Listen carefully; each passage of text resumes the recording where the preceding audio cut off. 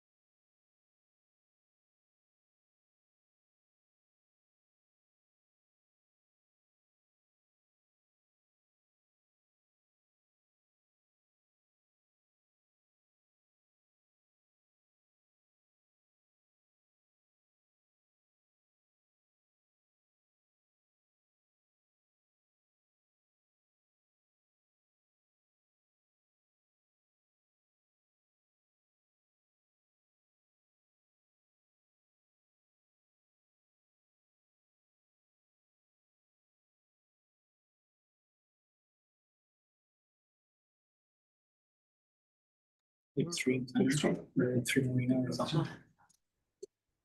Really just good stuff for I'm assuming we can go right straight into the. Official council meeting. Yes. Oh, it's hot. Yeah, so.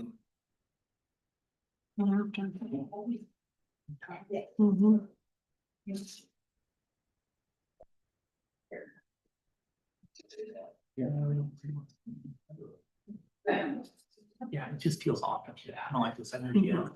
Here, welcome to the show. All right. HR, my favorite department. Just trying to lighten it up. I feel like being great. Okay, I thought was all that. I think Gary should get a budget. Should have had a. I was just saying. Budget. Or something. Yeah. Talk really fast. You could put them all in a hat, and she pulls them out and then suddenly she gets to. Something fair.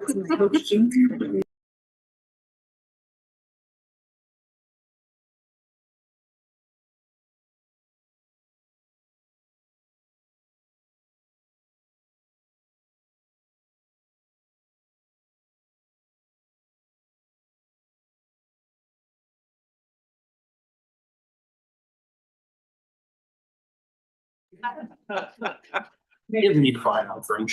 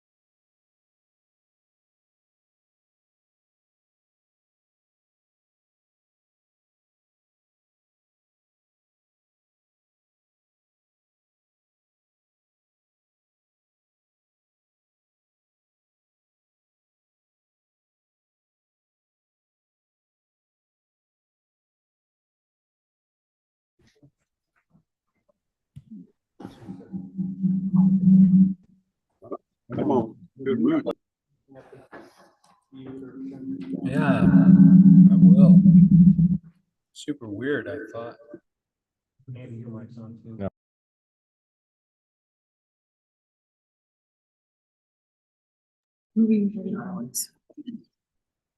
Let's move okey dokey. We're gonna start.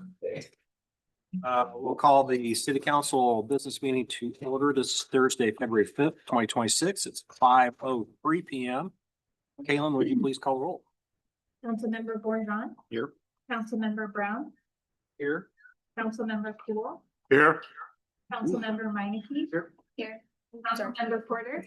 Here. Mayor Phillips. I'm here as well. We do have a quorum, so we'll move on.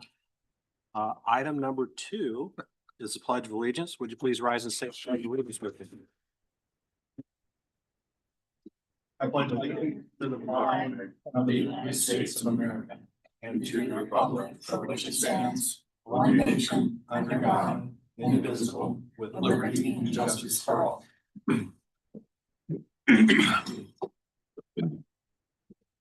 All right. Item number 3 is approval of the agenda. Would anybody like to move any of the consent agenda items to the regular agenda? Hearing none, can I get a motion to approve the agenda? Motion. Second. Okay, motion by Borjan, seconded by Minneke. All those in favor, say aye. Aye. All opposed, same. Motion carries. Item 4 is dedicated work session. So this is a dedicated work session for mayor, city council, and staff. Regular city council meeting will begin immediately following this work session.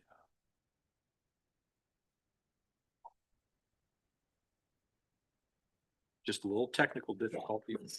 We'll get her. Got it? All right, good deal. As I said, regular city council meeting will begin immediately following the work session. Tonight's topic is the fiscal year 27 budget. At our last meeting, Luke and Jean presented an overall review of the budget, and we also heard presentations from administration, the police department, economic development, the library, and community development. That meeting is on YouTube, so take a look at that if you want that information. I'll reiterate from our last meeting that all details for the city budget are available for review and discussion. Our city manager and finance director are always willing to answer questions about the budget. Taxpayers can also inquire with department heads or myself and council. We'd love to hear the feedback. Tonight we have our final 3 department presentations to hear. City council, this is a great time to stop and ask questions and get clarification on items. If you're thinking about a question, then likely others are thinking about the same thing. So we're going to head into it. First on the menu is Parks and Rec.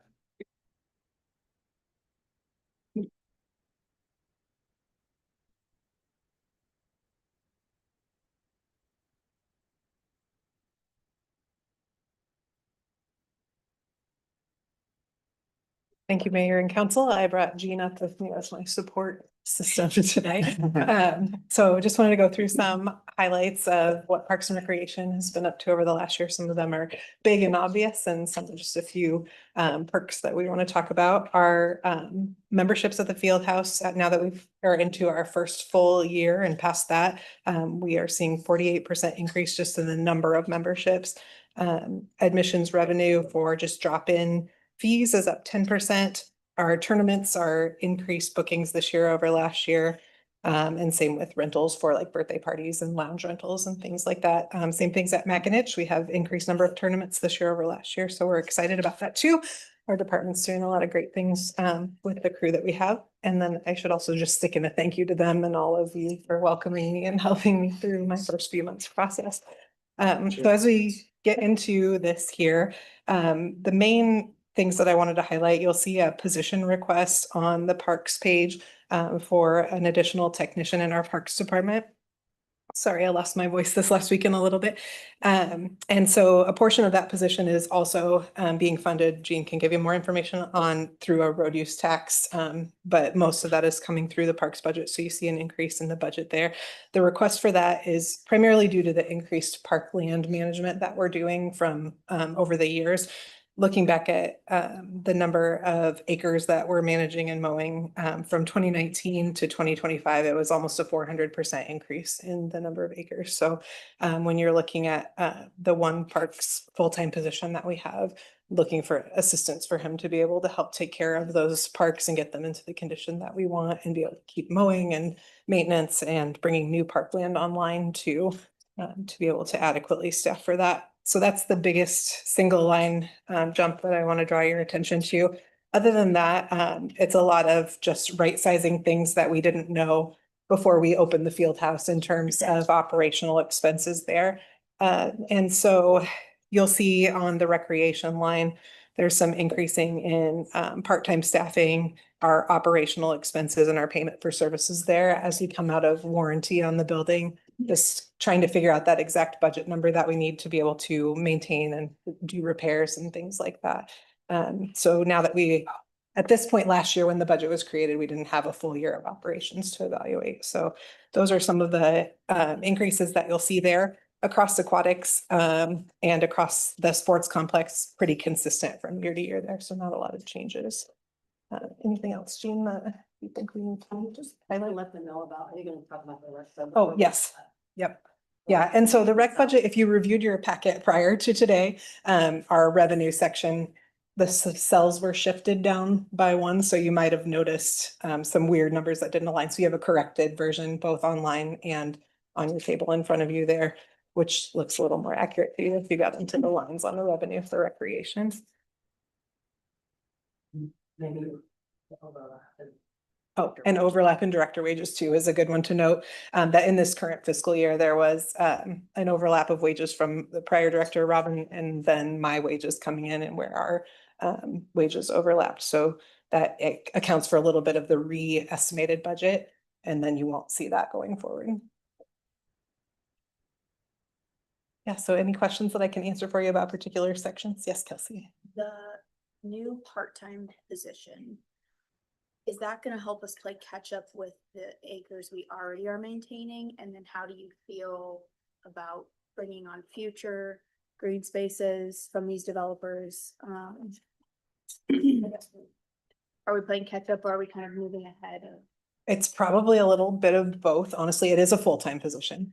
So it's a full-time position, so it will increase that by 100% by our staffing there. We do utilize a lot of part-time staff to support that, and you'll see that number was adjusted down a little bit to account for some of that workload shifting into the full-time position. But yeah, as we bring on new parkland, there will probably be increased need over time. We can see how that works out with our staffing and if we can accommodate that with part-time again, like they have historically before we would move to add a full-time position again, but yeah. Little chicken and egg. Yeah, yeah, and I don't know that I'll know the exact right amount, but I do know that at this point, we desperately could use the help there.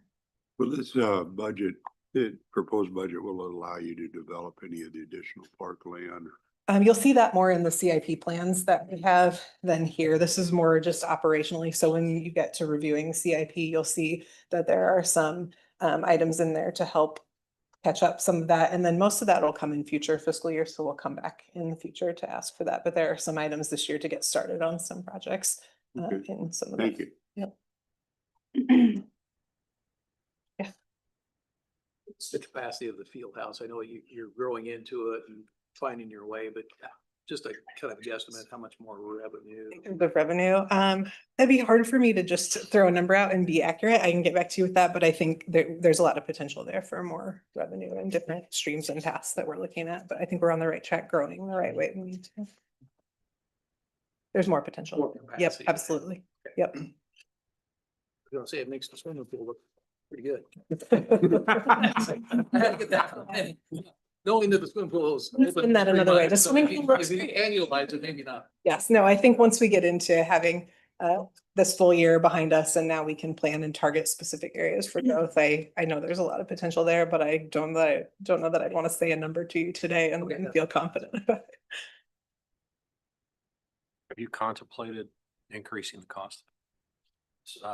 Pool passes. I think we will reevaluate all fees over this next year. We did a brief overview right when I came on for what came to council at that time. We'll be reevaluating all of that, and some of that will tie into if we are looking at cuts in services, increasing fees too. So that'll depend on how things shake out in the future too. But yes, we'll reevaluate everything over the next year. Other questions for Chris? Thank you. Thank you. Fire department.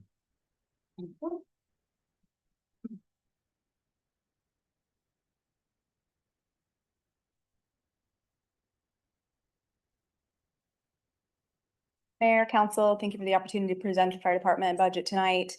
I did want to take an opportunity to kind of give everyone a state of the department of where we're at currently today. The fire department is an all hazards, full service department providing fire protection and emergency services to the community of Norwalk through fully staffed 24/7 operations within the department.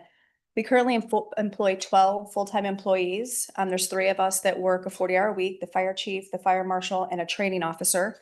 The remaining 9 full-time personnel work a 48/96 schedule, 48 hours on, 96 hours off.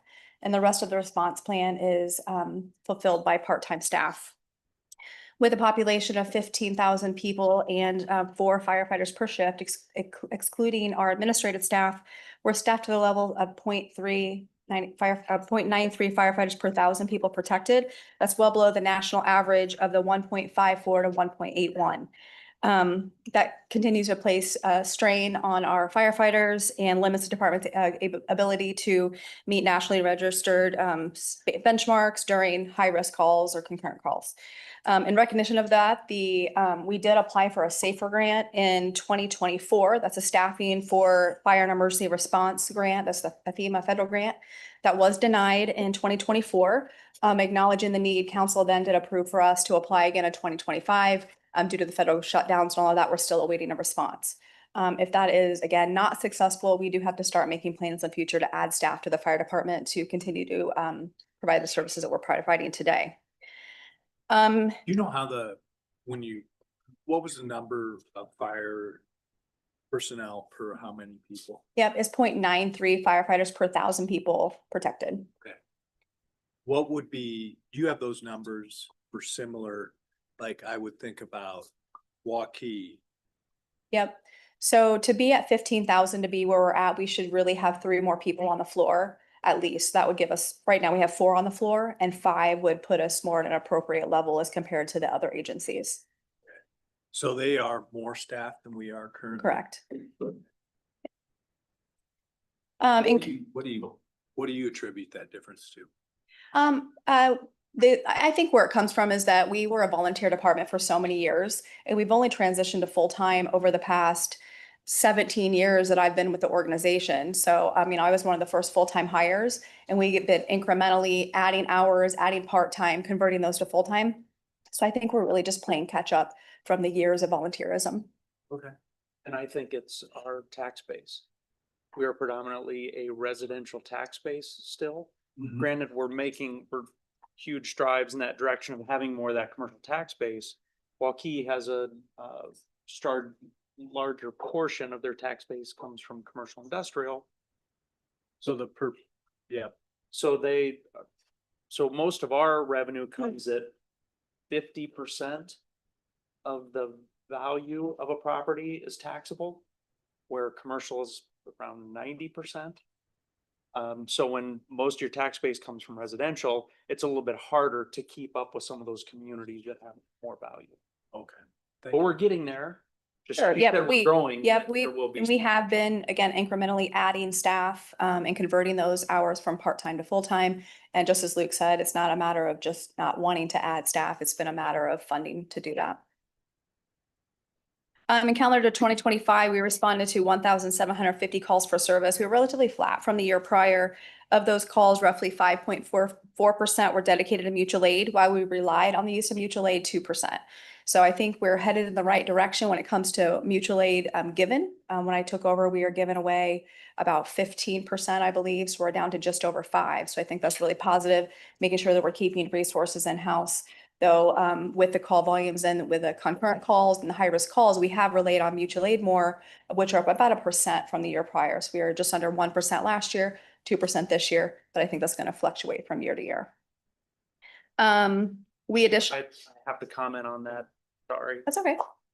That's huge. It is. A lot of where you were going for mutual aid was a significant distance away. Yep. So even that percent doesn't have to reflect each time we were going on mutual aid, then our ability to serve this community was limited with the staff we had. Sure. And I apologize. I could go into more detail with the new council members. Thank you, Lou, for catching up on that. Yeah, when I took over, we were providing mutual aid all the way down to New Virginia. A lot of our calls were going out to the Northern Warren District, to the Martinsdale District. And once I came on in this position, we had conversations with those individuals, asked for them to not make us the first call. And they've been doing a really great job of kind of honoring that and relying on other agencies around them instead of just doing the easy thing and calling us. So yeah, this has been in the works over the past 4 years, and we really are headed in the right direction. I personally think that 5% is an appropriate amount for us to be providing to our neighbors. Any questions about mutual aid? Okay. We additionally then provide the contractual services to the city of Cumming and Lynn Township, with the utilization to the city of Cumming at 1.6% and Lynn Township at 5.4% of our total call volume. And just for knowledge here, Lynn Township is basically the township that we're in. It's our rural area that's to the south of us. Again, when I first took over, we had Spring Hill and a 25% of Lee Township. We gave those contracts up just to kind of focus again on our territory here, but we do still hold that contract with Lynn Township. So backstory there too. The townships in general, they have a max levy by state code, and it's 60 3/4 cents per thousand, which is well below what our citizens are paying or the citizens of Cumming. That's something that I think that state legislature is looking at now, but that isn't a Norwalk problem. That is across the state where cities are subsidizing those townships. The fire department is split between a fire and an EMS budget, and that split is roughly 80-20, and that's just to reflect our call volume. So roughly 80% of the calls that we go on are EMS related, while the 20% are fire. So there are some of the items that are specific to EMS, which would be your medical supplies and that sort of thing. But when it comes to staffing or the bigger items, they are split that 80-20 split. So that's why you see the wages are higher in our EMS budget than they are in fire. Because aside from the three of us that work with 40, all of the other employees, their wages are split 80-20 between fire and EMS.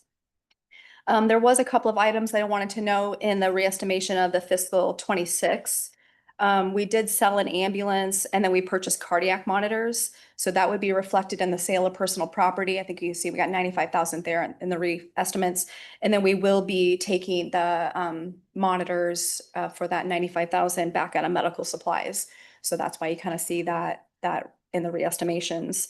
Payment for services are up in our EMS budget, but so are our revenues. So payment for services, we pay our billing agent 3.9% of total revenues collected. So if we see our revenues are up, then we're also going to see our payment for services up to pay those billing fees as well.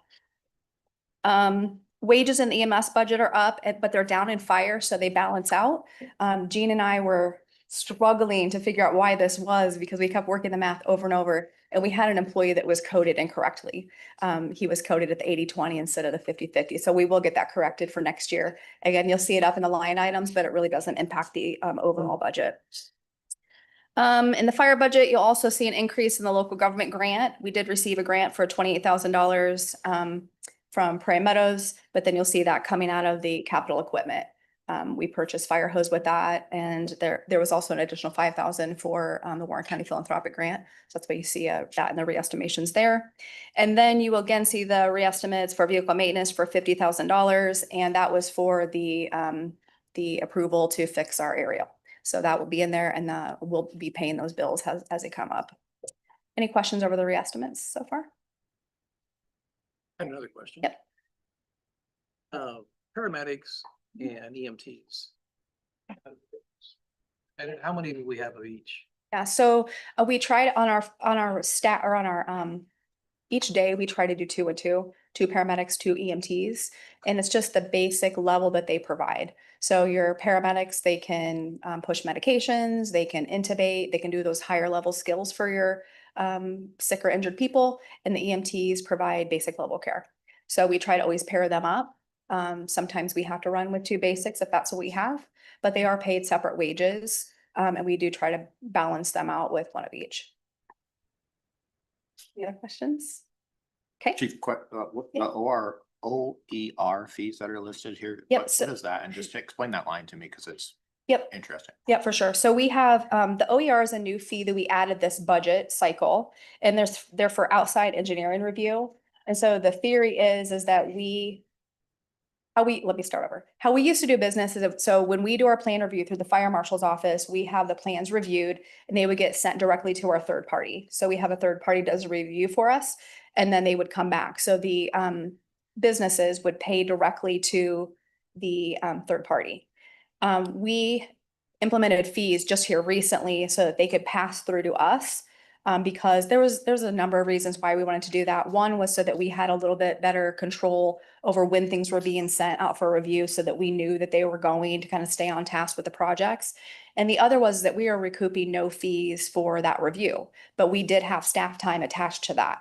Because once the reviewers came, or once the plans came from the reviewer, then our fire marshal would conduct an internal review and then provide the back and forth to rectify the deficiencies with the developer, and we are getting no fees for that.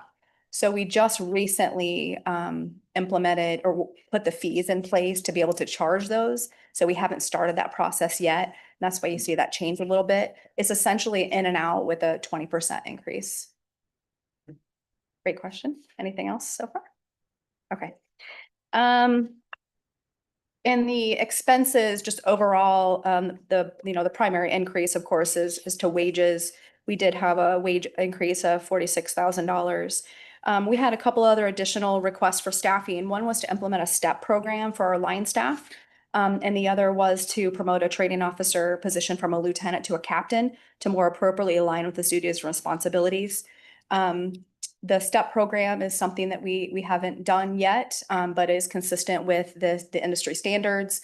And whether they were union or not, it is, again, industry standard for firefighters to have a STEP program in addition to the cost of living based wage adjustments instead of merit based. The total amount for both of those requests was $24,000 and they were recommended for approval. Any questions about that? Okay. So on the next year, that on fiscal 27, we also we are anticipating the sale of an ambulance. So you see that we have a sale of property for $100,000 there. And then we reallocated about $80,000 of those down in the capital line to purchase some equipment that we need. We need a new vending machine for the medications and a storage cabinet, Lucas mechanical CPR device, some additional gear, and then a skid unit for the back of the UTV. So we're basically just taking some of those funds from the sale of our ambulance and putting those back into capital equipment within the department. In revenues, you'll see that we do have a pretty significant increase to revenues. We've really been watching those pretty heavily, and I've been having some assistance from internal staff. Holly Johansson, bless her, has been helping us with that. And we have really seen an increase to our revenues. So I think that's positive. And then the other increase that you'll see is, of course, that contract with Cumming. Like I said, we are expected to see a $60,000 increase. Fiscal year 26, they were projected to pay $206,000. And in fiscal year 27, it's up to $260,000. And again, that is split. That you'll find that in your city and fire EMS service line item, again, split with that 80-20. Other items that are in our revenue then are the township fees. Those go just for fire because EMS is not an essential service. So all of the levy, the monies that we get from the levy with the township all go into the fire budget. We also charge the city of Martinsdale a per call fee for EMS calls. So those are reflected in those city fees on the EMS side as well. Overall, from fiscal year 26 to 27, our expenses are up 12.74%, but our revenues are up 39.2%. So we're essentially up that way, and we have funded our own requests. And Chief, before you go on, the agreement, the 2080 agreement that was established with Cumming for fire and EMS service is a significant revenue for Norwalk. And as much of that is a significant revenue for us, it is a major expense for that community. I bring that up because if we see property tax reform to an extent that really starts to impact the coming budget, I could foresee that being a location where they may seek other alternatives other than Norwalk for their fire and EMS service. Sure. And back to that point, when we talked about the townships, so cities and townships are required to have fire protection. They're not required to have EMS because of EMS is not an essential service. So we don't have to provide services to Cumming, and Cumming does not have to contract with us. They could contract with Winterset if they wanted to. They just have to provide that services, and that would be on them to determine what level of services they want to provide to their citizens at the cost. So their current rate to us is 1.73 per thousand. So we had a mathematical equation that we took in to see what are our taxpayers paying per thousand for fire and EMS services. And we wanted them to be paying an equitable rate in the city of Cumming. So we've worked kind of through that math, and right now we're at the 1.73, which, as you can see, is significantly less than Lynn Township at the 60 3/4 cents, which is again by state code.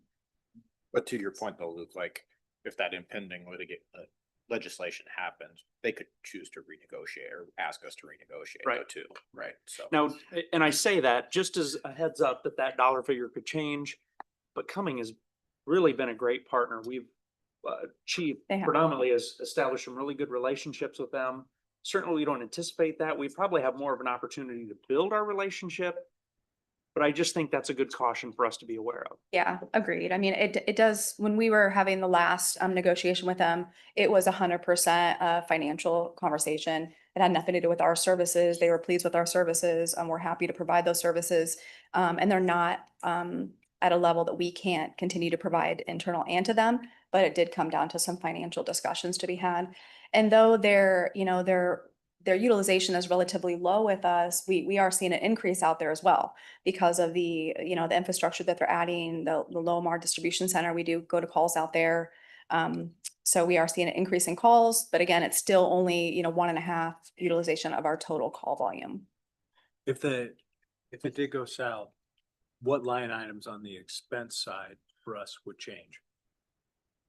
Well, that would be a discussion for finance. They're asking where would we cut expenses if we cut revenues from coming? I don't know that we would necessarily cut our expenses. I think that's ultimately, That's what I want. we would have to look at our entire general fund budget, because even though those revenues are flowing in here, a lot of general fund revenues flow into the general fund, and then collectively, we look at what we have to do across all budgets.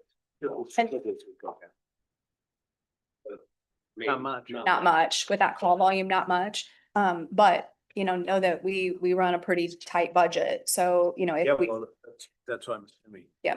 yeah, we don't have any extra fluff just because of the revenues that we're bringing in from Cumming or EMS.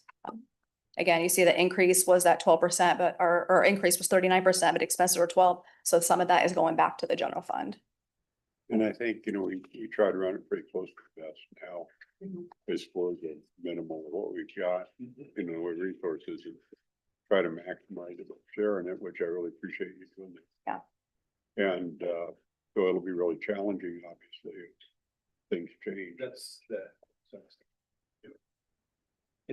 The fire and EMS budget, it's like life insurance. You have it in hopes that you never have to use it. It's having that service available to them. That's where the big expense comes in. Yeah. Yeah. And that was part of the conversation originally when I very first started was with Cumming, was they wanted to talk about how many calls that we went to there, but that's really irrelevant. Whether we run 2,000 calls or 0 calls, we're still paying for the service that we have here today. We're an engaged to wait agency. So it's an insurance policy. Well Yeah. said. Okay, the only other things that I have here then was I did want to bring attention to our CIP items that are active. One, we have 25,000 for gear that roughly comes at $5,000 a set. Those have a 10-year lifespan. So we just have some that are due for replacement. And then we did get 150,000 per year for the next 4 years for the replacement of the aerial truck, with a final general obligation bond in fiscal year 31 to finalize that purchase.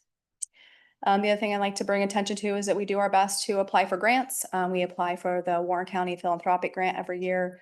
We also apply for the Prairie Meadows grant. We have in the past, just for new council members, we did apply for an assistance to firefighter grant several years ago, and we got $250,000 from that. So any of those big items we will be looking at. Again, we're in the process right now for a safer grant, still waiting. So we do really try to look external for some funding sources, especially for some of our capital items. We know that they're expensive. So we do our due diligence to make sure we're looking for And you other guys are options as well. writing those grants yourself primarily, right? We are. Yeah. Yeah. Yeah, we did have a grant writer for the safer grant, and then it was minimal cost to use them to just redo it the next year. All of the other grants we're writing internally. Yep. Any other questions? Okay, thank you. Take everything. All right. Wayne, you're up next. Excellent. Now, here's the guy that moves money around. I'll tell you that.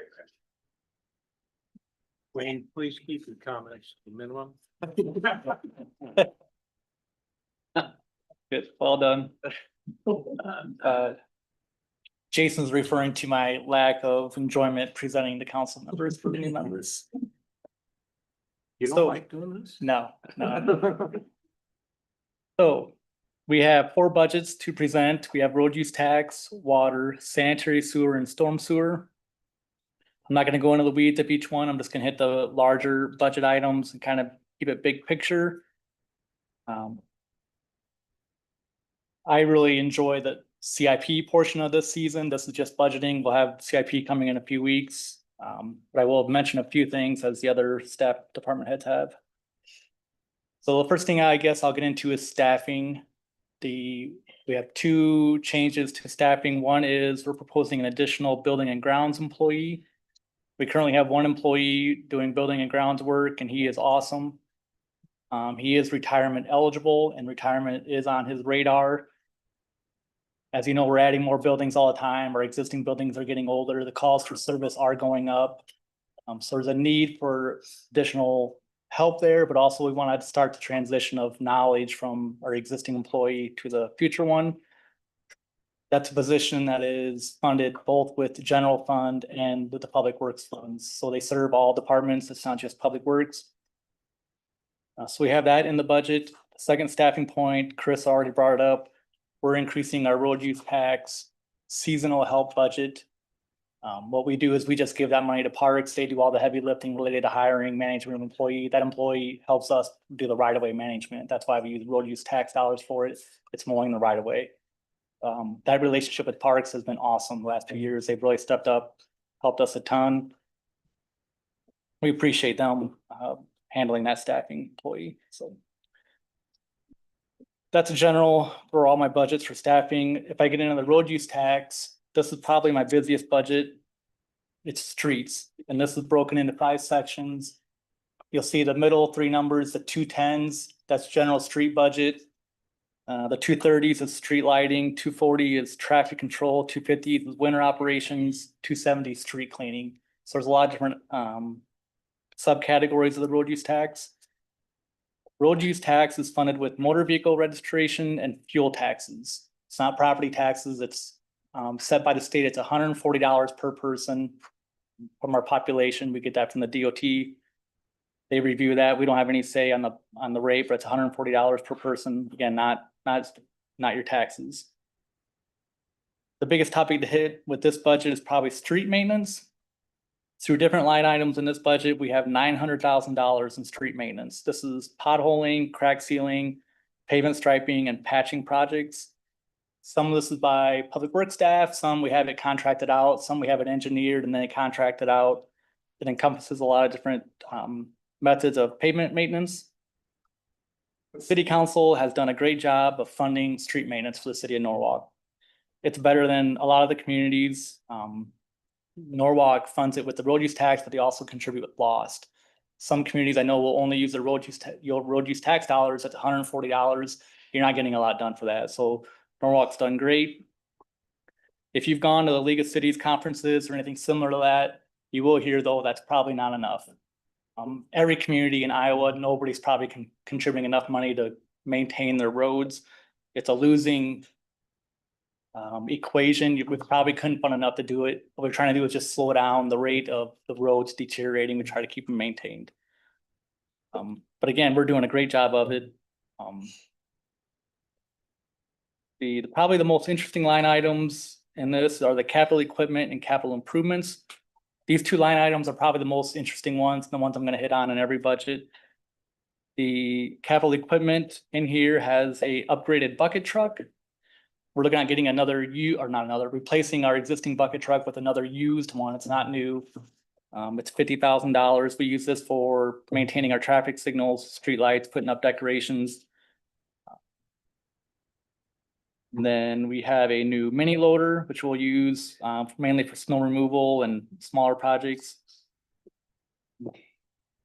Capital improvements is our main street maintenance line item, and then we have in here the cost participation for new developments where we have the improved road standards. We have $100,000 in road use tax to help participate in those costs, which we are seeing plats come in now that we're requiring the new subdivision street standards. So thank you for that.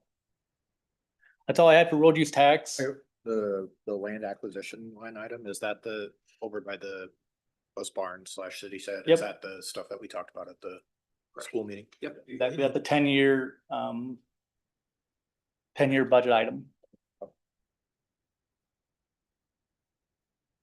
Any questions on road use tax? I'll jump in. Sorry, Wayne, one more thing on that. So what you heard during that meeting with the school was that the acreage worked out to be a little bit more than we had previously discussed. Yep. I haven't even brought that up with Wayne and Jean yet after that meeting, so we could see that number adjust slightly depending on how that went. How the lines were drawn for the rest of the people, right? That, yeah, the school might get a different amount than we had originally planned. for. Correct. Yep. Thank you.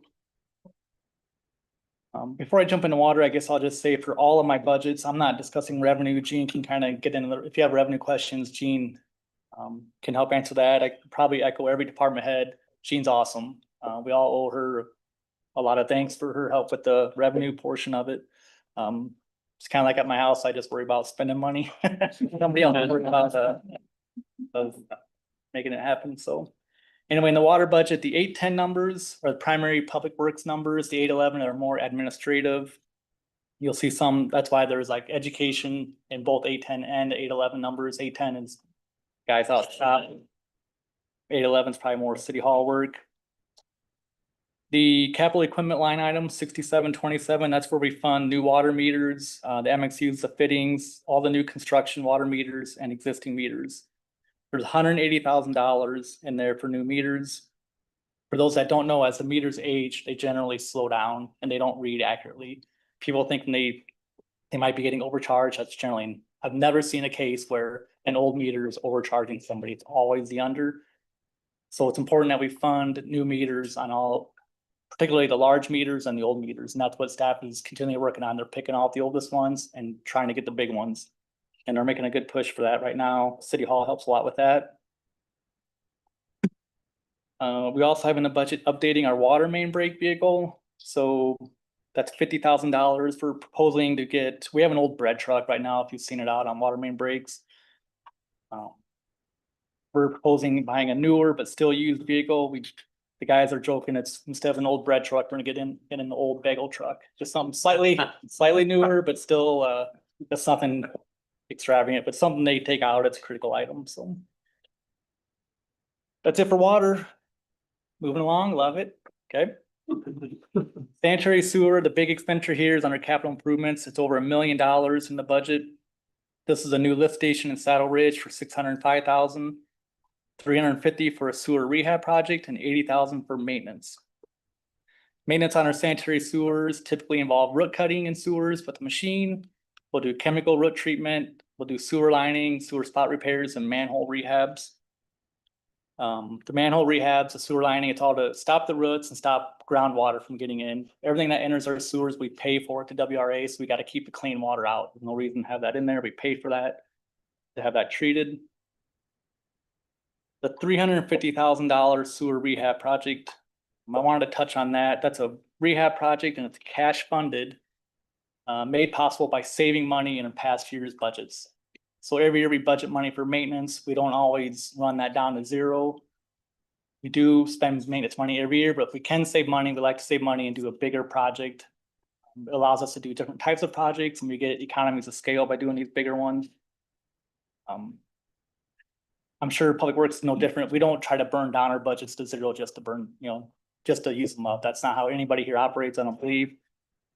For Public Works, it's extra beneficial because the enterprise funds, the money rolls over. It doesn't go back into a general fund pool, it stays in that utility fund, so it allows us to use that money for bigger projects. Wayne, I feel like at one of our first budget meeting, Andy had a really good question about that it looked strange that we had some budget line items that, hey, it doesn't look like you're using this, but you're asking more in the next year. That's why. That is an example of why that would happen. Yep, and we do that in Public Works does that for all the enterprise and even road use tax. We try to save money, like I said, for us to hire a company to come in and do sewer lining for 200 feet, we're gonna pay a lot for that per foot, but if we can have them come in and do 2,000 feet, we gain some value there for having that done. As a newbie, I think that's the hard thing, just looking at this paper that's in front of me, is I don't see those dollars that were saved, that were not given back to the general fund. When something goes up, I want to look at it, and then Wayne tells me something like that, right? So that's hard as a general citizen or us to, as a new person, to understand that concept, just looking at this. It's frankly, it's why those are good questions. If you're thinking that other people are probably having that same. Excellent. I'll jump to storm sewer. The biggest expense here, again, it's capital improvements line item, 470,000. We have in here storm sewer maintenance at 60,000. This is mainly city staff out there rebuilding intakes. We do some contract work. We have a $350,000 Highway 28 intake project. This is against a project we're in a cash fund. For the new members, so you know, the highway is state controlled. If it's curb and gutter, the intakes are ours. The storm sewer portion is our responsibility to maintain that. Some other components of the highway are too, even though it's state controlled, we have some responsibility to make, like the traffic signals would be another one that's our responsibility. Some of the intakes need repaired. We're gonna start a project for that. And then we have, like I said, maintenance dollars. All I had for that. I guess I just wanted to mention the CIP. We had a lot of projects in 2025. I'll bring that list forward. 26 is gonna be busier. You're gonna see a couple of projects in the CIP that are gonna be very disruptive. We'll just start designing work, disruptive as you get through it. If you've been through any project, you know it's gonna be good when it's done. You gotta get through the painful part of the growth, and we'll discuss that when it comes up, but just so you know, there's a few big ones out there on the radar. That's it. Wayne, one more question. Sorry, I guess I'd like to know when we buy land, the land acquisition that's in for the sewer stuff, is that for the lift station area? Is that what we council talked about? The North River sewer. From, yeah. I know exactly what that is. Okay, thank you. All right.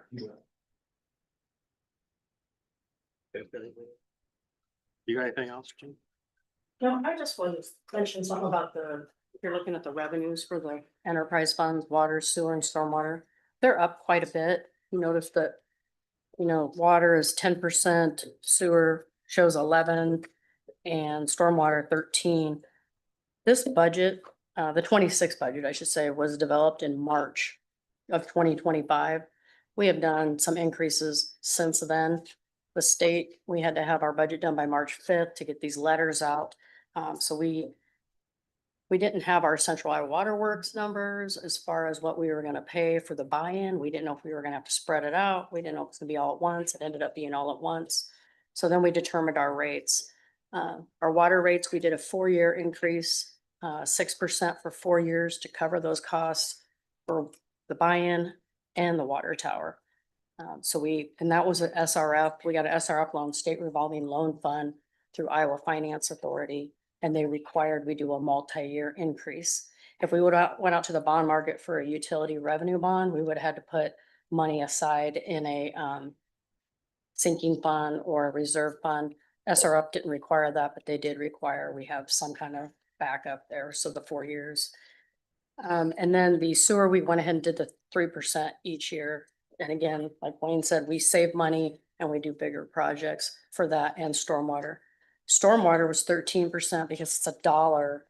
It's been 50 cents and 50 cents since we increased those. We do $7.50 per ESU. Now it's $8.50. That's 13%. Because it's just such a small amount, but we have not increased stormwater, I believe 10 years at least since I've been here. So just a little background on why those revenues are up like they are. One more thing about the revenue on enterprise funds. We have tracking documents where each month we look at how revenues are flowing in for water, sewer, and storm to see if they're in line with what our estimation was. So I feel like that's something we watch pretty closely. If we notice that we're in a year, let's just say that we have a lot of rain, and so there's not very much irrigation, that could move the needle on how much revenue we're receiving.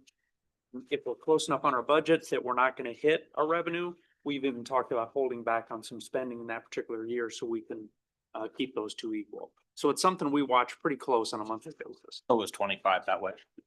Like, cause we probably didn't irrigate as much in 25 as we did the past. It was, but it was still a fairly strong year for revenue. It was, cause I think that ban was 45 days. At that point, they sure made up for it, so. Yeah. It ebbs and flows, right? And the other thing we do with our, so we don't just take the total number of revenue, divide it by 12 months. We go back historically and look how much water is used each month, and then that's used to take that portion of the total. Thought I'd add that. Thanks, Gene. Thanks, Gene. Okay. That's our budget discussion. So we'll move on. Item number 5.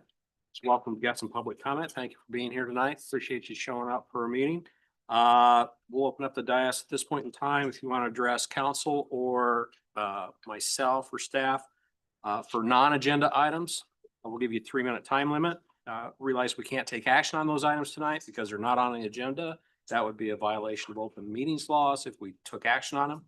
Also, if you'd like to comment on any item in the consent agenda, now would be the time. So anybody like to address council at this point? Hearing none, I will move on. Item number 6, consent agenda. Can I get a motion to approve the consent agenda? Motion. Second. Okay. Motion by Brown, seconded by Borjon. Caitlin, would you please call roll? Councilmember Borgon, Yes. Brown, Yes. Cool, Yes. Minnick, Yes. Porter, yes. Motion carries. Item number 7 is old and new business for consideration, discussion, and possible action. Item A is a public hearing regarding an amendment to the Orchard Hills Plan Unit Development related to R4 High Density Residential and C5 traditional neighborhood commercial uses in PUD parcels 1A and 1B. So we'll open up public hearing at 5:51 PM. So this is a rezoning request for the ground over by the water tower on North Avenue. This will allow apartments to be built on much of the property, and it preserves a commercial lot at the corner of Orchard Hills Drive and North Avenue. So Luke, I'll turn it over to you. Yeah, so there's a lot of history on this parcel, so I'm gonna rewind time back, just to give everybody the full perspective on everything. When the Orchard Hills neighborhood was officially kind of created and zoned, this corner was C1 commercial. And it stayed that way for several years. In 2010, the council at that time made an amendment to the PUD that said that parcel 1 could be C1 or R4. But it said that at time of development, we needed to do an amendment to set it to be one of those. So that happened in 2010.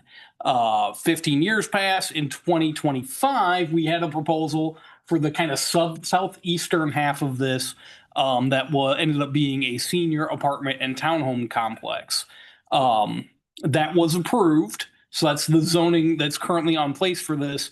However, that project did not move forward. In fact, the purchase agreements they had for it, they didn't end up buying it.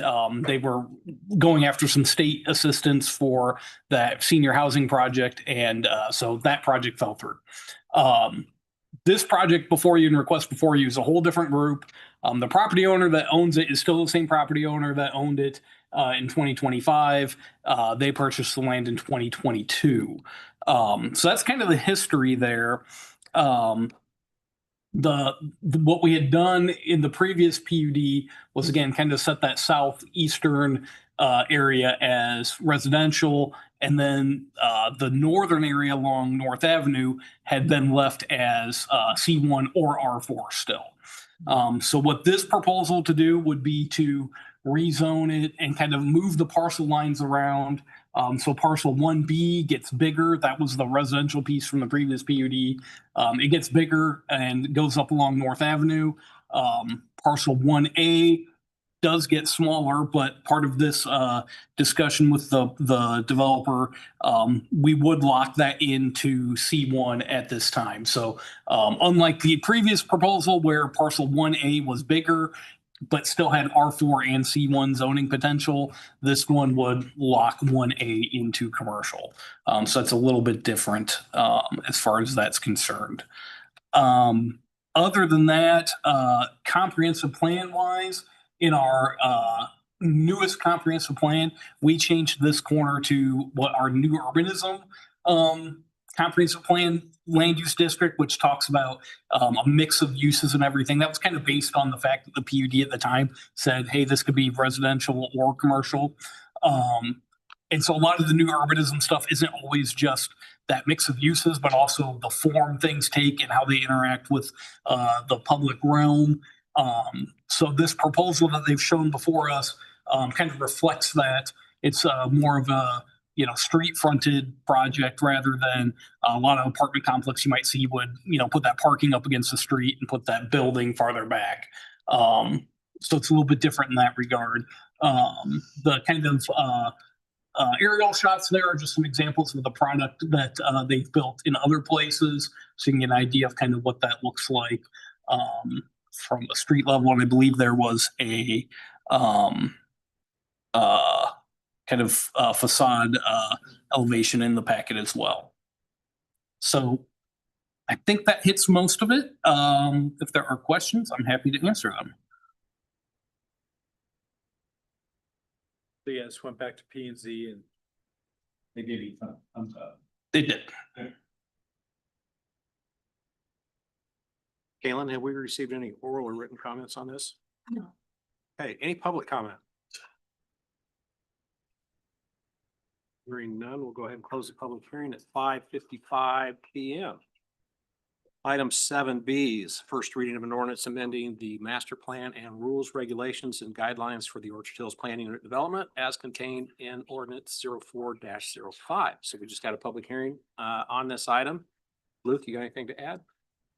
No, just happy to answer questions. Awesome. Discussion, questions from council? I get a motion to approve the first reading as presented. Motion. Motion by Cool, seconded by Meineke. Any further discussion? Hearing none. Kalen, would you please call the roll? Councilmember Brown, yes. Cool, Yes. Minneke, Yes. Porter, Yes. Borjon, Yes.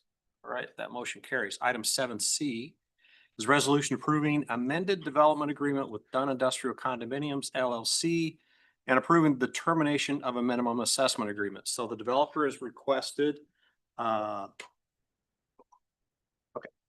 developer has requested this amendment because phase 2 is not being completed as quickly as planned.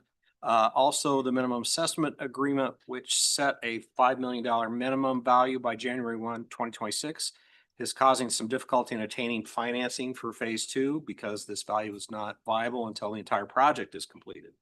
Bond counsel advised terminating the minimum assessment agreement since no upfront incentives or grants were provided for the development. The amended agreement delays the start of TIF rebate payments by 1 year, with the developer beginning to receive partial tax rebate in 2028. Holly, I'll turn it over to you. You did a really good job. I would just say from time to time, we do amend development agreements if there's a delay in construction or delay in the project. And there's many reasons that that can happen. It can be supply and demand, it can be interest rates change, which affects the capital stack, or just labor shortage, different reasons for construction delays. But the most important thing to us is that our businesses are successful, because we need them to be to run the city, and the residents benefit from that. So anytime we can help a little bit here or there, if they need an adjustment or a delay by a year, then we try to do that. So I know it's a lot of pages, but it's a pretty simple procedure. So I'm not really sure why we have so many pages in these, but I can answer any questions. Discussion, questions from council? No, we don't have any upfront money against it. No. We'd be behind. Correct. Any public comment? So you hear the minimum assessment of 5 million, what does that do? What if it comes assessed then? 4 million. Yeah, so we used to do minimum assessment agreements pretty regularly, because in the past, kind of way in the past, from time to time, we would give an upfront grant. So we would do like a portion of their TIF rebate at the time of certificate of occupancy. And so it was a way for the city to have a little bit of protection that if we had a minimum assessment agreement in place, we knew that no matter what, we would get this minimum assessed value that we could receive TIF on. We went away from doing those upfront grants a while ago. We pretty much just do TIF rebate now. So there's really no risk to the city because they only get their payment if they build a facility and then they just get a percentage of whatever that value is. So since it's based that way, we don't really need to do those minimum assessment agreements anymore. And that was advised by bond counsel as well. We do have to do them now with all tax abatement applications, which we don't do a ton of those anymore. But that's a new law that was required last year.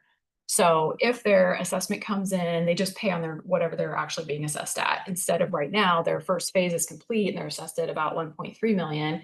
It'd be crazy for them to pay taxes on 5 million when their building's at 1.3. So this just puts it at level. Other questions? Can I get a motion to approve the resolution as presented? Motion. Second.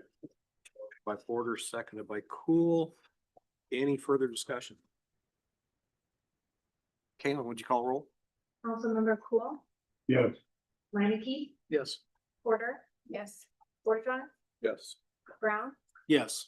All right, motion carries. Item 7D is removed from table the consideration of the second reading of an ordinance amending the code of ordinances of the city of Norwalk, Iowa to adopt the zoning amendment related to gates on commercial property. So, next item was tabled by council. So can I get a motion to remove the item from the table? Motion. Okay, I got a motion by Cool, seconded by Minneke. Caitlin, would you please call roll? Councilmember Minneke, Yes. Porter, Yes. Fortune, Yes. Brown, Yes. Cool, Yes.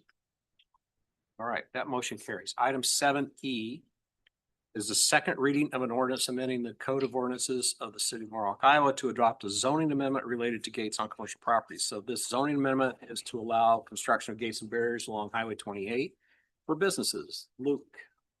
what do you got? Yes, so our first reading that we went through was pretty open to allowing lots of different styles of gates and barriers across commercial properties. At that meeting, we had a discussion about tabling it and taking a look at doing some additional work to maybe make it look nicer or other things that we could do to further restrict that. So I've gone ahead and made what I felt like were some good changes to that, but certainly willing to take any comments or feedback. The main thing that I've done here is split the security gates section into two different areas, one for commercial properties and then one area for residential and industrial and like gated communities. So on that industrial side and gated community side, the thought that, you know, those gates a lot of times need to function as a full-on barrier. A gated community, sometimes it's even a feature to the community, that type of thing. And so being more open to different styles and different looks of things. So that's on that side. On the commercial side, where my mind was at was there was some discussion about wanting the community to feel like an open place, you know, like not that we're like shutting down every night at 5, right? So I really focused on the thought that they would be allowed if they were less visible, right? And so what we came up with was this language that our planner and myself spent a lot of time trying to craft these two sentences that are highlighted there. But the idea that we would allow a gate that could be retracted when not in use, and that the element that restricted access would not be visible from the public right of way. However, if you had posts or things that needed to be in place to support that when it was in place, that would be fine if it was visible. So the simplest way to think about this would be 2 posts with a chain that ran between it. Doesn't even have to be anything fancy, no fancy mechanism, not even a lock. Just you can unhook it from the S-hook, run the chain across, done. It's not real visible during the day. It's not real visible at night, in my opinion. I feel like that's a pretty low impact thing. We would also, if somebody wanted to do something a little more robust and they were able to screen it from public view with landscaping or have it kind of swing back or retract back behind a building, those would be the other situations where it'd be okay with it. So the idea would be during the day when things are open, you're driving down Highway 28, we don't look like every property is, a prison or something. And at night, giving our property owners the ability to secure their property, because ultimately that's what we want to do as well is let them, control that access for their own purposes.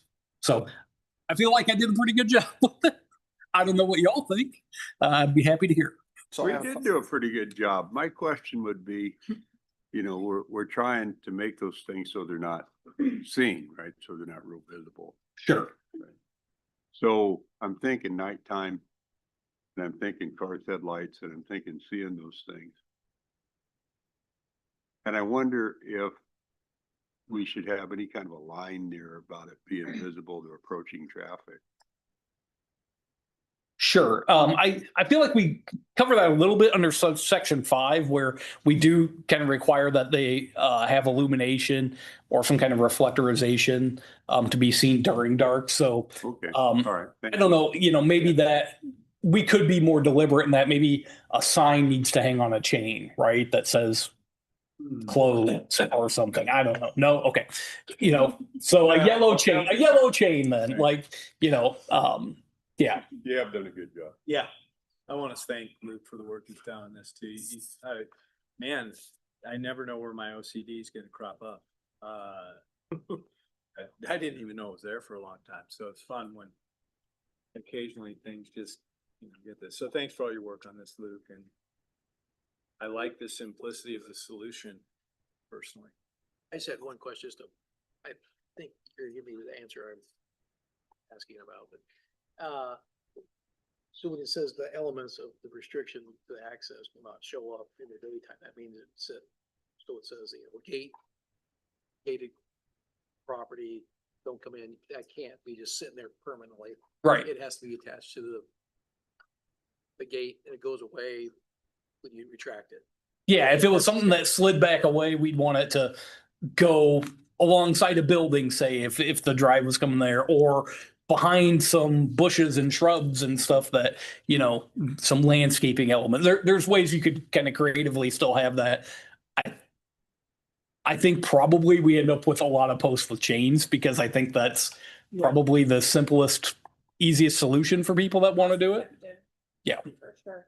So, Cause I was picturing almost like a wrought iron fence that. Right. There's lots of stuff like that. I mean, there are posts that'll sink into the ground, and there's even chains that are automated, but to me, it's like, I feel like that's probably getting a little too fancy than what you really need. Like the chain needs to be real taut. The Just avoid. degree of, We could probably the building inspector take care of that. So when we introduced this, Mayor introduced it along Highway 28, and you said the same thing, like, tell me the scoping for this. So what if there's commercial property off of Highway 28, that this still applies? yeah, so this would apply to anything in any of our commercial districts. So And when then, you say, like, this is for along Highway 28, that's not really true. This is for any commercial Yeah. properties. In Yep, Norwalk. I use Highway 20 as an example of Yep. areas that we pay attention to, but yeah, it'd be any commercial property. Also, non-residential uses that happen to have a residential zoning district. So, our own part, well, actually, our Mackinac is within an industrial area, but Mackinac is a use that's not typical of industrial, or a school. Some of our schools, if they wanted to restrict access to a parking lot or something, we would want them to follow this rule as opposed to the bigger gate rule. So play out an example for me, Luke, on the last one where we approved the rezoning of that residential with the commercial next to it. Let's say the residential wanted to put a chain across the road because people were parking in spots to visit that commercial. This would not apply to that, right? They could do a chain, but they could also just do a regular gate for that commercial, as this is written, or for that residential, as this is written. But we wouldn't say it has to look pretty for the residential is what this tells me. The residential, I don't want to say not pretty. It wouldn't have It- Follow these standards. Yeah, it would follow in your packet, the next page, number 9 is the standards that it would follow. Which is the standards that we'd originally written. So it does have some requirements for, it's got to be coated in a material that prevents corrosion. It's again got to have illumination factors and that stuff, but it would be able to be more of a typical gate that you would see. Because I feel like we have the two use cases. We have high density residential close to commercial things where they're not going to want people in there parking and taking over their spots, and the inverse, right? So. Yeah.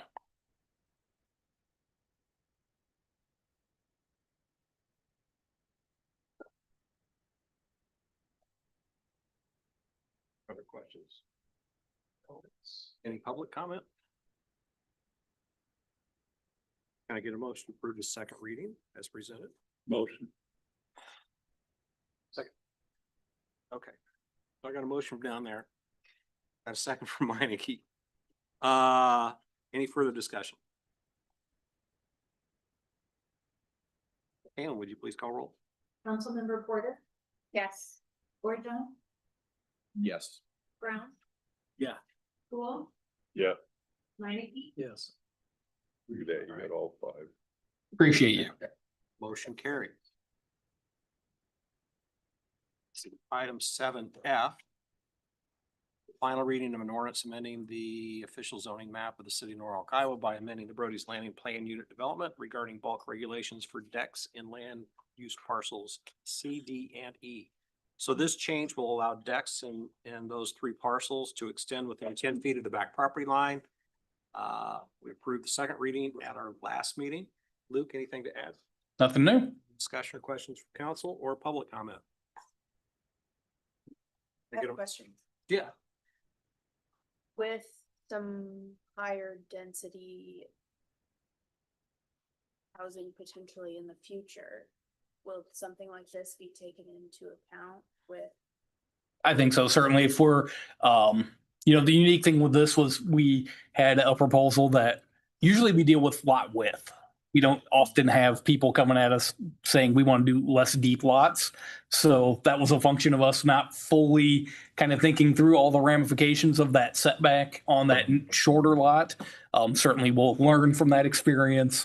And if someone proposed that, we would either bake that into the ordinance or, I think we'd have a deeper discussion about how deep a lot should be, because I think this situation kind of shows where maybe that's not always the best. So.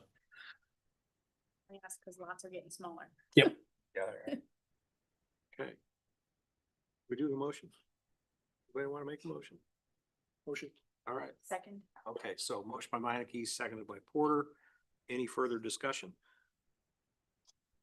Hearing none. Caitlin, would you please call roll? Councilmember Bordeaux, Yes. Brown, Yes. Cool, Yeah, Minneke, Yes. Porter, Yes. Right, that motion carries. We're gonna go ahead and open up for public comment one more time. You guys want to address council? Yeah. I'll give you 3 minutes.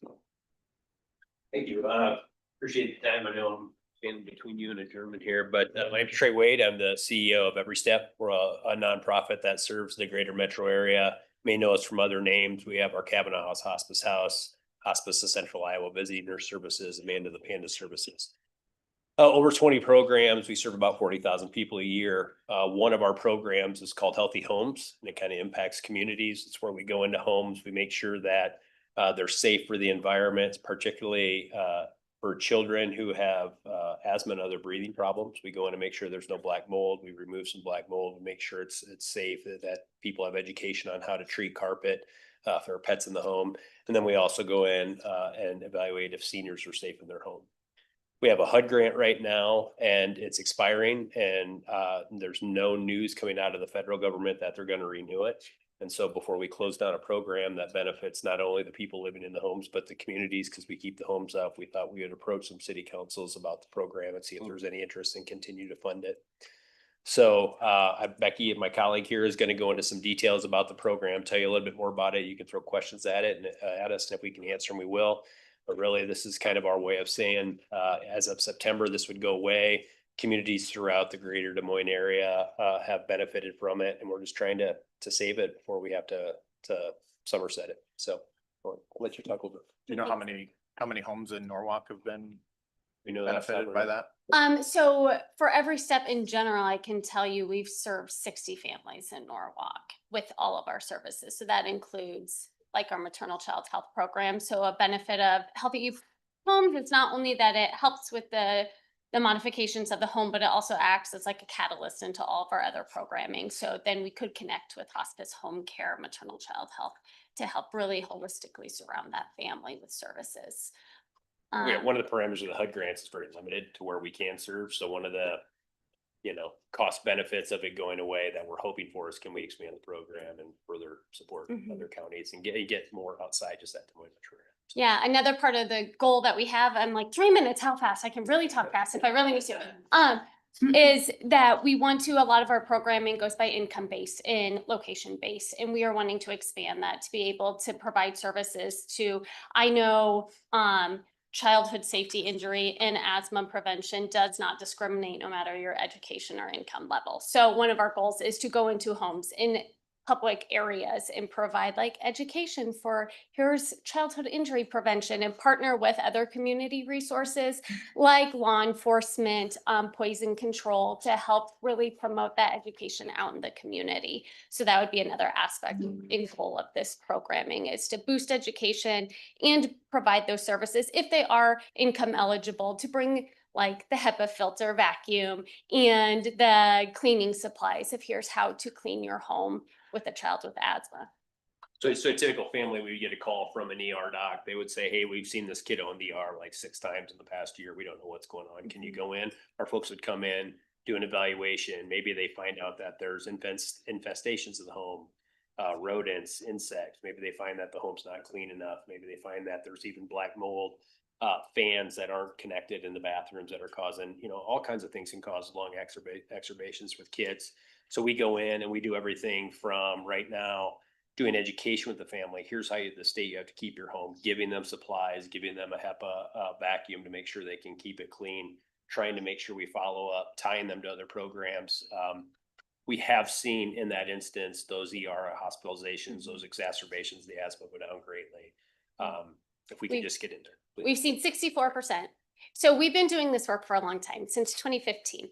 And we were predominantly focused on the asthma related preventative care. And we saw a reduction of 64% in children going to the ER or children missing daycare and school because of asthma related concerns and parents missing 70% less work. So it really does fuel back into the cities by keeping parents at work and kids at school and daycare. So we'll leave some information for you. You can obviously take a look at it. We'll follow back up. We're going, we're really talking to city councils throughout the metro area, seeing is there interest in this before we shutter it. And we hope we can keep it going. It's done a lot of good. Thank you. Thank you. All right. Thanks for making time for us. So this is a good organization, Mayor. This is the one I'm associated with on the office. So. Okay. You. Yeah, and I'm happy to answer any questions. I want to respectful time as well. So if it goes onto a future agenda, what would you want? What's the ask for council? Yeah, we kind of based it by population, trying to, we know that every township's not the same and every city's not the same as we. So we're really looking for, based on the population here, do you know it'd be 10,000 is what normal. 10,000. We're hoping we can combine and get the greater Des Moines metro area to all continue. All in, we also are approaching the health systems. They've been a great partner of ours as well to keep the program going on a subsistence level, just to do the education, bring in the supplies, make sure that people are getting the education they need to keep their kids safe. We need anywhere from 280 to 300,000 for a couple full-time FTEs to really run the program. All right. Okay. All right. Great. Thank you. Thank you. Thanks so much. I appreciate it. All right. So item number 8, future agenda items. So the purpose of this item is for council to give direction to staff by way of motion to have items placed on future agendas. It's not for discussion of the merits of the subject matter. It's just to get it on the agenda. You want to put the healthy homes deeper dive onto a future agenda. Make a motion, but Okay, got a motion and a second. All those in favor say aye. All right. Okay, so let's get that on maybe next agenda. It's good to get that done earlier than later because of budget. We'll do that. Anything else? Any other future items? Maybe a question first, like we've asked this before and had some approved and not, and we said we were gonna have a working session. Do we have a time for ones that didn't get put on agenda where we were going to have a working session? What we generally do is when there is support from council, unanimous, but doesn't have to be unanimous, as long as you have a majority says, yes, we want that on future agenda. Then we have set work sessions. It's every other council meeting time. And so we just take those items and we plug them in where they can be fit in over the next several months. And so, yes, we have work sessions coming up. One of them I just talked to George about today with the award versus at-large council members. But it only gets put into a work session if it was the majority, because we had two topics in the past that did not receive majority, right? That I think at some point either we need to bring back and get, or figure out how we're gonna chat about those, right? Did I cover that right, Lindsay? Yes, you did. Good question. Anything else? Okay, item 9 is council inquiries and staff updates. I'd like to remind everybody that this portion of the meeting is much less formal. You may hear some back and forth banter and general joking around. We believe that this can add and build camaraderie and cohesiveness between staff and the council. So we're going to start with Carrie, because she has some sort of award. We got. Yeah, so this is the first, or sorry, not the first, this is the 5th year in a row that the city has received the Best Place for Working Parents designation. It's basically just a recognition of our family positive policies that we have in place. You know, the healthcare coverage, the FSA, flexible spending accounts, our parental leave policies, flexible scheduling, things like that. So again, I think if you're a full-time employee here, I think that all of this is sort of a given. You know that this is a great place to work, in part because of the policies that we have in place that benefit our working parents. And I was looking at it in preparation for today, and really the only way for us to get a better score would be if we were to have an on-site daycare. And so Wayne said he was all for having that. So I don't think that is in the works or something that will happen. That's an idea. So my point being that we really do have some great policies in place that benefit those working parents, so. You know, this is really a good, I mean, it's a super good program for the city because it helps us retain staff. And recruitment as well. Yep, yes, ma'am. And it's something that we're not really putting a lot of money out there to be able to make this. Right. So it's really a compliment, you know, to the management staff particularly that we have here, that this is able to be made to work. And so I'm sure everybody up here appreciates that and appreciates this atmosphere for work atmosphere. Yeah. Goes a long way. For sure. Thank you. And thanks to council for being the ones that approve the policies that we have in place. So. Okay. Got anything else? I don't. No. Okay. Legislation, we're keeping an eye on that. The big ones are the property tax bills right now. And what we're waiting for is the League of Cities to finalize a financial model so that Jean and I can take a little bit deeper dive and truly understand how that's going to impact us. Last year, her and I spent a lot of time trying to put together our own model. It was a good stab, but not quite as good as the one that PFM came up with. But nevertheless, we figured this year our time would be better spent knowing that the league is working on that model. Just wait for that. So after that comes out, I'm going to have more detail for you on what that legislation looks like. Sounds like a good plan to me. Yeah. Anything else? That's all. George. Oh, Andy? I got a new gig, new job, so I'm gonna be remote a week a month, so there could be possibilities that I'll have to just be on Zoom. Okay. Or miss even randomly, so. Yep. And then just a random question. Exiting on Highway 5 onto 28, there's the attractions sign. The only attractions point north. There's nothing that points to Norwalk, right? Like, how do we get how do we get something to the field house, X or Y or Z on that We sign, looked right? into all of that and we found all the information and it's up to the individual businesses. They can rent space on these signs. So we got that information out to all of our businesses. So I know that our hotels, and it has to be within so many miles from the highway, which is Paws most, and Pints is on there and that's way farther away. Yeah. than- Oh, yeah. Right. Sure. it reaches into Norwalk Central for sure. So we've notified all of them and it's pretty inexpensive to get on those signs. So hopefully within this next year or so, our hotels and restaurants and things will get. I just happened to drive and I noticed that. I'm like, really? Like this seems odd. Great, crazy. idea. Yep. Yeah. Today is for some. And then I just, fence almost is Oh, I done. was gonna give an update next. I'll leave it to you. Okay. All right. We did a walkthrough of the wall today, wall fence, whatever you wanna call it. All in all, I think it looks pretty darn good. They're going to do some aesthetic things, to help it look a little more level. We did put levels on the wall and it is pretty level. So I think there could be some visual things that are compromising your vision if you think it looks crooked, like utility poles that are extremely crooked. So I was gonna ask a question Yeah. about that, and I would have forgot. We have electric poles on the inside and outside of that fence. Does Mid-American care? Do we care? That, cause they're gonna have to replace those poles at some time and will fence get damaged because of their pole being moved? I hope not. The reason for that, there is some jog in the fence at places and it's just where there was large amounts of utilities they could not work around, like a massive amount of underground utilities or overhead utilities. I believe that that wall is also designed that those panels can be Yeah. replaced and moved, right? Yeah, I'm sure. I wish Mid-American cared enough to put it underground. That'd be great. We Yeah, could right. maybe ask them For to sure. do that. It'd look a lot better. Anyhow, so yes, they are gonna do some minor work. They're hoping to be done completely by next Friday, weather permitting. It looks like our weather is pretty good. Good. And the panels on the very north end will be moved to the The sign. far north side of the column rather than the insides of the column. The signs. The sign. Yep. Yeah, sorry, I clarified. Yeah.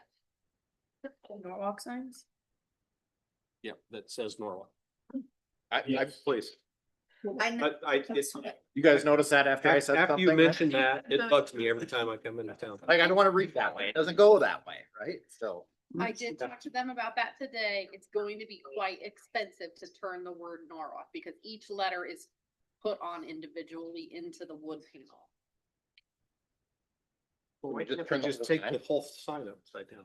Cause I know what you're saying about the color stuff, but there's colors on the top and the bottom. Yeah. Flip it around. You could try that. I think you would then get another group of people saying it looks upside down, but we could try it. You know, not It even, reads like a bookend on a shelf. So if you put a book on a shelf, the title is top to bottom. not even But the it's great, upside down. not even the Great Wall of China has a sign on it like that. You realize that? It's really unique. The Great Wall of China doesn't even have a sign on it like that. Huh? Look how privileged we are. Okay. If council wants any of that changed, certainly have the ability to direct staff to do so. It looks so much better, right? Is my opinion, right? Compared to what was there. But I think people have already forgotten how poor is the architecture up into town, right? You know, it seems like, Mayor, it seems like I remember when we were doing that we were talking about the possibility of putting on some solar lights on. I agree. And just. Infos, you remember that? Yeah. I don't know if that's something we might look at later on. I think they're distracting, honestly. They're not. Another programs. Okay. Goes on. Mr. Rayner back in. George had a wonderful idea. Pick them off. Yeah, I don't think they had anything. Want me to take them off? I mean, I'm not you personally. Okay with that. Decide at that point in time how it looks. Right now, it's not on the north facing panel, it's on the, That is true. I mean, it might look okay once you're coming out from that direction. But if you're having to look at it, Put it on- it's upside down. Put it on the north side and put it so that you can actually read. But how many are there? Four. I'm just happy to have a sign. So Ed made a comment about, we at one point in time talked about putting lights on. Yeah. On it. Yeah, we're still looking at that. We never got a price for whatever reason. I'm not sure why. So, Okay. yeah, we will get a price. Yeah, I think the wall looks great. You know, I think it looks good. Anything else? I don't think so. Okay. Kaylin? Carissa? Nothing. Holly? So a couple of dates for the radar. February 20th is the Kosovo Independence Day celebration at the World Food Prize Building.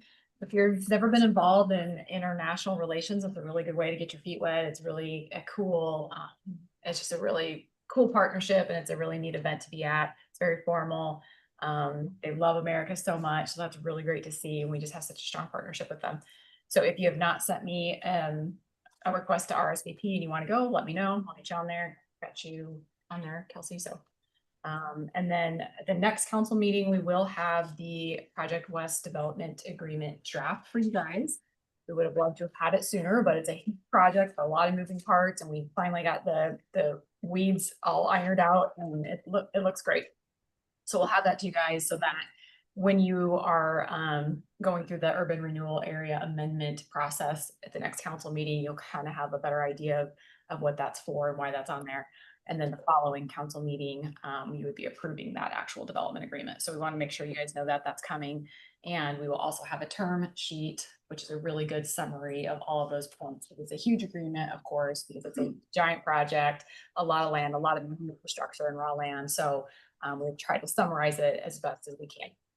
So you'll have that, and then we're working towards the annexation procedures to come next week. So everybody say a little prayer.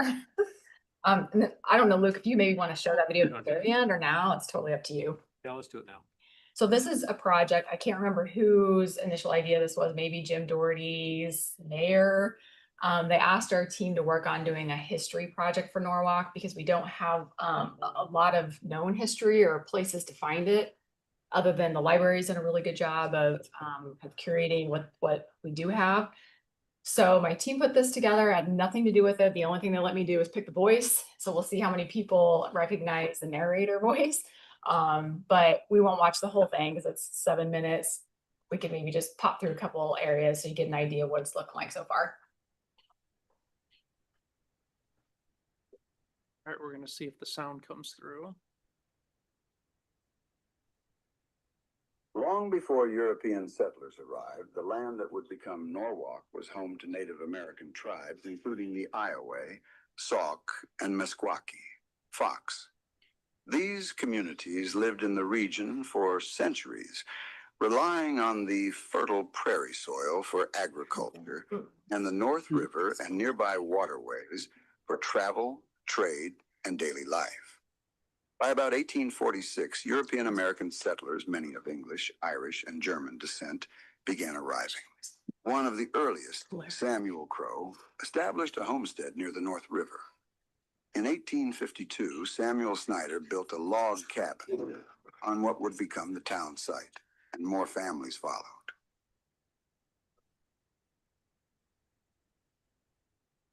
So Luke, you can jump through The any early parts of it. settlement You don't have to was known as like run through. We just want to give. The post office was established on June 18, 1856.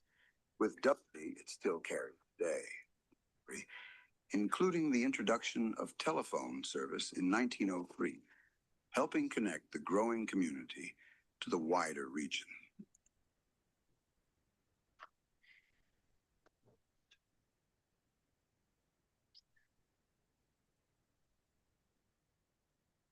Pictures of downtown.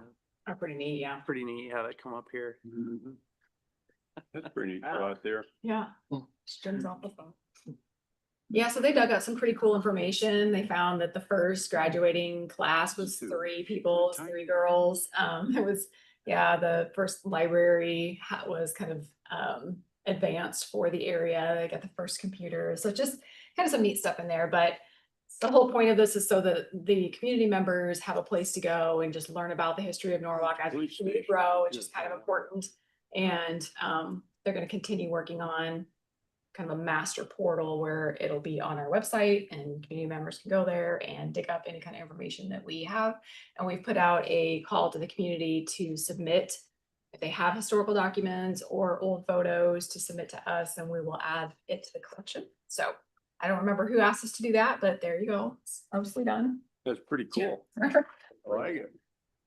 Who's the narrator? Well, it was the Burt Reynolds voice option. Oh, it's kind of a high type Yeah. thing? Oh, wow. Yep.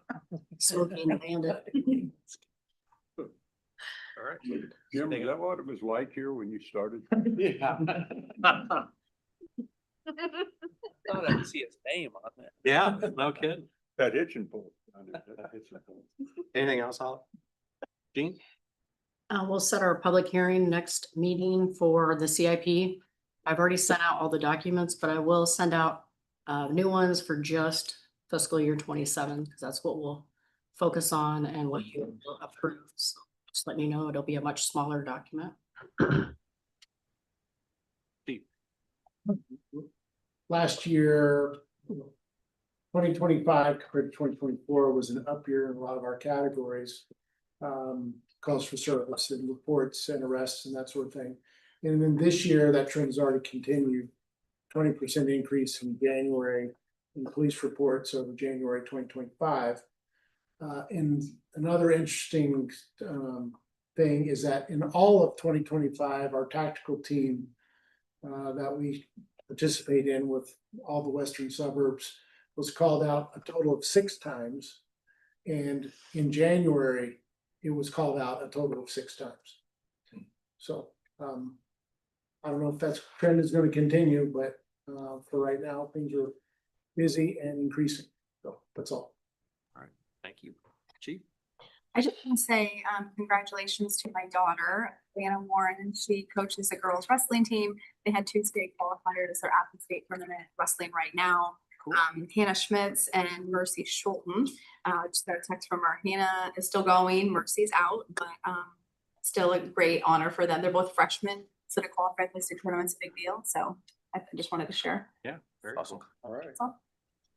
Point? Nothing tonight. Tony? Nothing else from me, Mayor. Thanks. All right, Luke? That's for you. Sorry. I was waiting. I thought I had a minute. Not much. You approved earlier tonight, the Central Iowa Housing Trust Fund grant. Just wanted to call attention to that. It's a $50,000 grant we received for our LMI rehab program.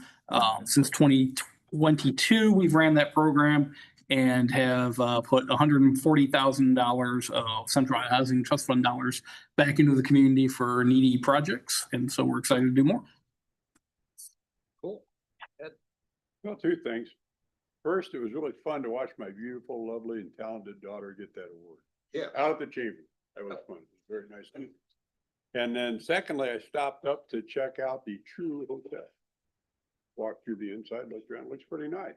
Yeah. The manager said that he's been having a lot of younger kids come in there to use a pool table. And he said, yeah, so it's not a problem right now, but you know, he's gonna keep an eye on it, I guess. But anyways, nice looking facility, it really does. It looks clean, it looks very presentable. Good. Looks like a nice addition to the community. Great, thank you. Jason? Nothing. Go. I attended my first wastewater reclamation authority. It was riveting. I wish I was joking. I actually found it really, really interesting. And I'm excited to learn more about it. So just dipping my toe in. But My favorite. Oh, yeah, this is favorite. Okay. Favorite subject. Like they always say though, the money's in the sewer. yeah, for sure. All right. Jim? Congratulate Lindsay on the wall, because that was, yeah, the amount of time that that's taken. I think back on when we started that, it's shocking the amount of time that has taken from design to meeting with all the property owners that have cut every one of those fences and getting easements and chasing down those easements and negotiating, spending months negotiating with the DOT to get permission to go into their right of way. you start thinking about it, and it was a lot of work. And it turned out very well, and it's, you know, it's bad vision of getting it done, because it was a big project. One more comment on that one, I know that people didn't want the wall there where their houses front the road. Yeah. And their house looks so nice. Both those walls kind of stop it where they just really accentuate their houses, and they're nice houses. And I know it probably doesn't solve their light problem, but it really looks nice. Yeah. Agreed. Only thing I have is we have community chat in here, on February the 14th, 9 o'clock in the morning. Valentine's Day. Valentine's Day. Yeah. So it gives my wife a couple hours alone. So that's her Valentine's Day. So, other than that, I would entertain a motion to adjourn. Motion. Okay, motion by Borjon, seconded by Meineke. All those in favor say aye. Aye. All those opposed, same. We're adjourned, 6:40 PM. All right. I got a question.